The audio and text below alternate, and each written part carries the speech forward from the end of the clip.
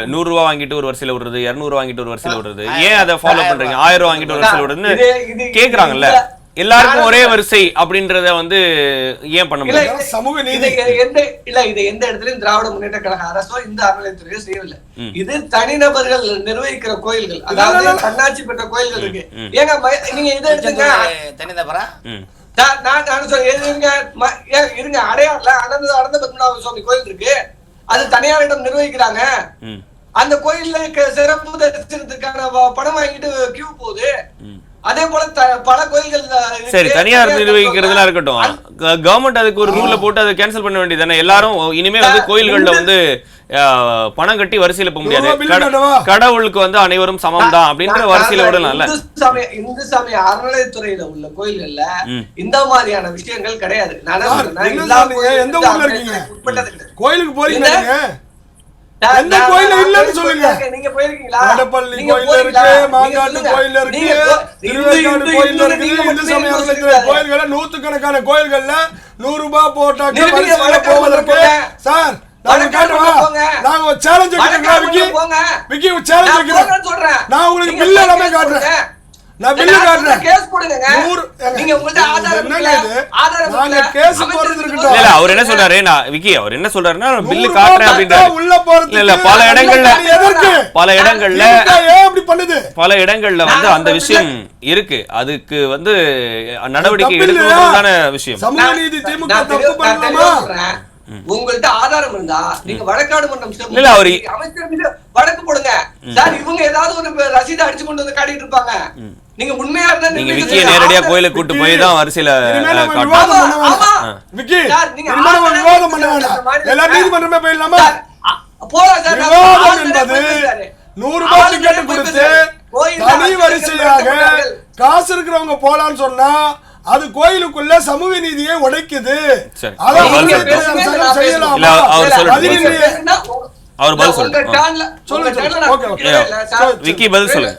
இல்ல நான் பேசிட்டு இருக்கேன். நீங்க பேசுங்க, என்னோட நேரத்துக்கு எடுத்து பேசுங்க, ஒண்ணும் தப்பு இல்ல. நான் உங்க நேரத்துல அடுத்து எடுத்துக்கிறேன். இல்ல விக்கி பேசுங்க. ஆளுநரே போய் பேசுகிறாரு. இவங்க என்ன சொல்றீங்க? ஆளுநர் என்ன சொன்னாரு? நான் கோயில்களுக்கு போன பூசாரிகள் பதட்டத்துல இருந்தாங்க. உண்மை உண்மை விக்கி அவர் பேசட்டும். அச்ச உணர்வோடு இருந்தாங்க. ட்விட்டர்ல பதிவு பண்ணாரா இல்லையா? அதே கோயில் குருக்கள் என்ன சொல்லிருக்காங்க? நாங்க எந்த ஒரு அச்ச உணர்வோடும் இல்ல, நாங்க நிதானமாக எப்பொழுதும் செய்ய வேண்டிய பூஜைகளை செய்தோம். ஆளுநர் நிகழ்ச்சியில் கலந்து கொண்டார். எந்த ஒரு தடங்களும் அங்க இல்ல, எங்களுக்கு எந்த நிர்பந்தங்களும் அங்க செலுத்தப்படல. சொல்றது யாரு? கோயில் குருக்கள் தான் சொல்றாரு. அப்ப ஆளுநரே போய் பேசுறாரு. இப்ப மட்டும் பேசல, கருக்காக சம்பவத்திலும் அவர் எவ்வளவு போய் பேசினாருங்கிறது வெட்ட வெளிச்சமா தமிழக அரசு நிரூபித்தது, காவல்துறை நிரூபித்தது. ஆளுநர் பதவியில் இருக்கிற RSS ஏஜென்ட், பாஜக ஏஜென்ட் ரவியே போய் சொல்லும் போது இவங்க பாஜக காரங்க போய் சொல்ல மாட்டாங்கன்னு என்ன சார் நிச்சயம்? அப்ப அறநிலையத்துறை அமைச்சர் மிஸ்ரலி ஏஜென்ட் சொல்லாமா? அவர் ஏற்கனவே அறநிலையத்துறை அமைச்சர் மிஸ்ரலி ஏஜென்ட் சொல்லலாமா? நாங்க போய் நீங்க போய் ஏஜென்ட் அறநிலையத்துறையில நிறைய விஷயம் ஓடுது விக்கி, உங்களுக்கு தெரியாது. அறநிலையத்துறையில அது ஒரு இன்டர்பேஸ், தனியார் கம்பெனி மாதிரி தான் ஓடுது, பக்தர்களுக்காக அல்ல. இந்து சமய அறநிலையத்துறை தனி மனிதனுடைய சொந்தத்துக்காகவும் நீங்க தமிழ்நாட்டில் இங்க பாருங்க சார். திருச்செந்தூர் கோயில், பழனி கோயில், ராமேஸ்வரம் கோயில், மதுரை மீனாட்சி அம்மன் கோயில், திருத்தணி, நெல்லையப்பர் கோயில், ஸ்ரீரங்கம் கோயில், திருவண்ணாமலை, வடபழனி, திருத்தணி கோயில், ஏசி ஜேசிக்கு எல்லாம் அறநிலையத்துறை அமைச்சருடைய கைப்பே வைத்திருக்கிற பக்தர்களுக்காக அல்ல.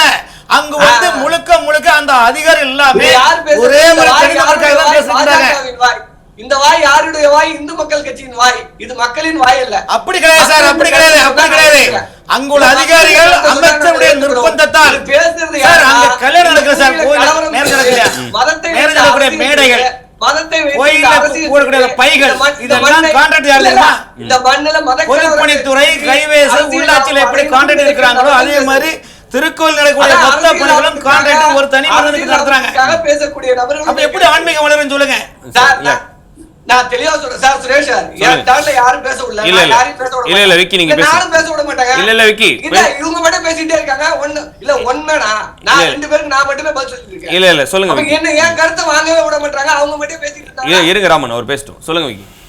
ராமன் நீங்க போய் தனியா பேசுங்க, நான் பேசி முடிச்சிட்டு இருக்கேன். உங்க டேர்ல நான் ஒரு வார்த்தை கூட குறிப்பிடல. விக்கி பேசுங்க.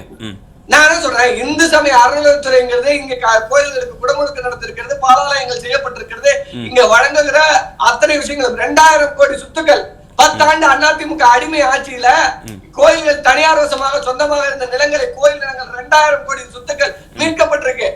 அப்ப அதெல்லாம் என்ன? இத்தனை ஆண்டுகள் இருந்த திராவிட கட்சி அதிமுக என்ன பண்ணிருக்கு? பாஜக வாய் திறந்து பேசுச்சு. அப்பெல்லாம் இவ்வளவு 1000 கோடி சொத்துக்களை வந்து தனியார்கள் அனுபவித்துக் கொண்டு வந்தார்களா? அத பத்தி எல்லாம் பேசுறதுக்கு வக்கு இருக்கா? நான் என்ன கேட்கிறேன், சரியாக இருக்கா இல்லையா பேசுங்க. நான் சொல்றேன், இந்து மக்கள் கட்சியா அர்ஜுன் சம்பத்தோ ரோட்ல நின்று இல்ல அர்ஜுன் சம்பத் மாதிரியான ஆட்கள் ரோட்ல அர்ஜுன் சம்பத்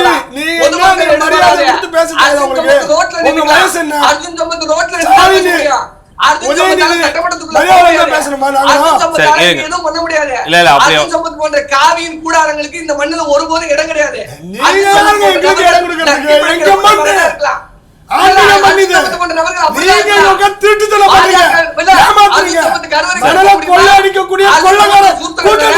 சரி, சூத்திரம் இந்த மண்ணின் மைந்தர்கள்